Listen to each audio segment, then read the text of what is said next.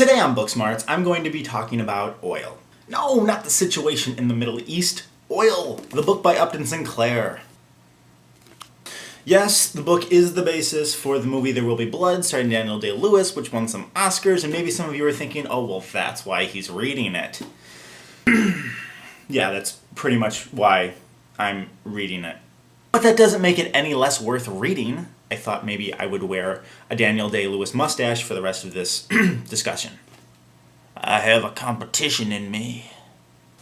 Okay, this is actually just kind of creepy, but we're doing it anyway. Now, I just started reading Oil the other night, so if anybody wants to join in and read it with me and we can discuss and something like that, please. I'm only on page 42 out of... Oh dear God, this is a long book. There's like 500 something pages in here. What the... The first thing that strikes me automatically is the sense of authenticity in it. That's the thing about reading a book that was written in the, this takes place in the 20s, but it was written in the 20s also. I think. Yes, it was written in the 20s. Is when he's talking about, out in the Old West, in the open spaces, and the things people are talking about, how cars are relatively new, and roads, and all this. It doesn't have that sense of, say, if Michael Chabon was writing a book about it, because he was actually there when it was happening. So he has a certain sense of, this is real, this isn't him imagining what this was like back then. And that's kind of cool in a book. Other than that, right now, the book just seems to be about greed among people in the 20s.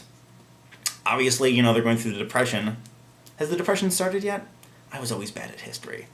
But it's these people, from people who are already kind of rich to people who have nothing, and they're clamoring and being horrible people so that they can get their hands on some oil money, which, amazingly, is not that different from the way people are now. Oil, making people do crazy things. More relevant than we may have thought. I would also like to recommend Everything is Illuminated, which I just finished before Oil. Wait, hold on. It's written by Jonathan Safran Foer, and it's about a guy named Jonathan Safran Foer, who goes over to Europe to look for a woman who he thought saved his grandfather's life, and then thank her, or meet her, or I'm not sure what he plans to do when he gets there, but he plans to find her, and say at least, hello, thank you for saving my grandfather, and then, ergo, my father was born, and then ergo, I was born. The book is told through a series of different narrators. One of them is himself, even though he's writing history, so it's not really narrated through him.